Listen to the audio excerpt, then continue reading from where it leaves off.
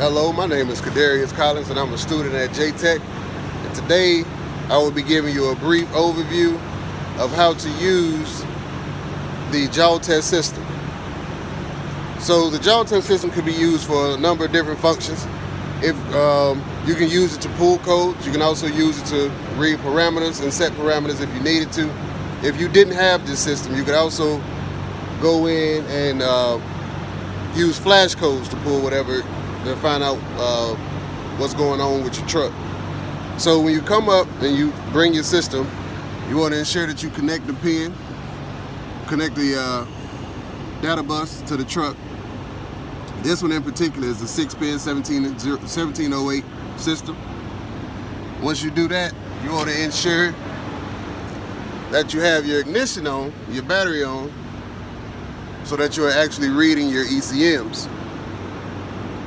Also, you want to do whatever system checks you need to, and that's making sure that your JAWTEST is linked to the computer that you're using, and that is also reading the ECU, and that you do have power coming into the system.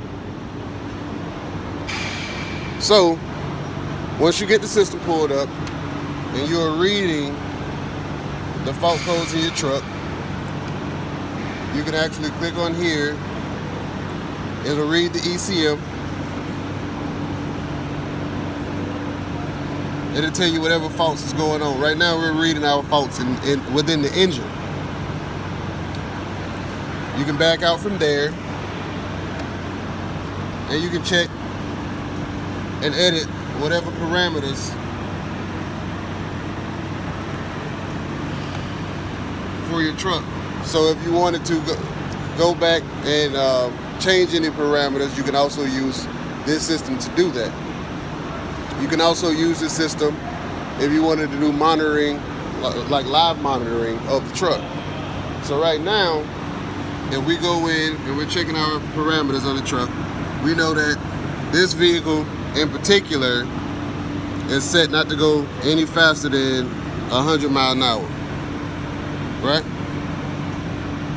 Our maximum RPM is 2120, or your idle time is 0 minutes. So pretty much what that means is sitting at idle, your truck will turn off, essentially. So as I mentioned before, you can also use this system for monitoring. When I say monitoring, you can use it to gain any live data that you may be trying to figure out. Say if you wanted to make sure that your truck is idling at whatever it's set at.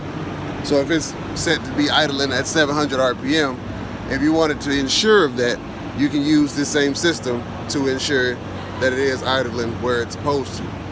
You can also use it to check a number of different things, like your fuel ratios, or a number of different things. So what we're going to do now is we're going to start the truck.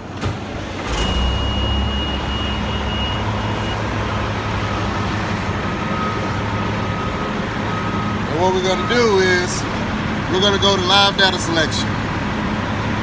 When we get that,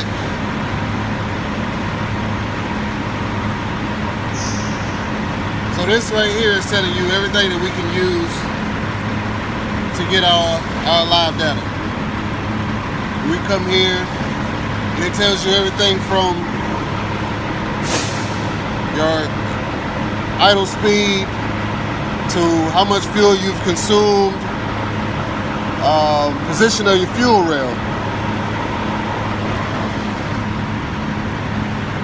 You go to the next screen, you can see the temperature of your coolant. Another screen to tell you your vehicle speed, or what parameter your truck is, the speed limit for your truck. This one right here in particular is 100 miles per hour.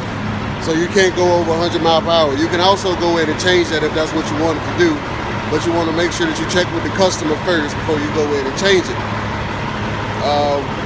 So as I said, just giving a brief overview of how you would use this system for different things if that's what you wanted to do.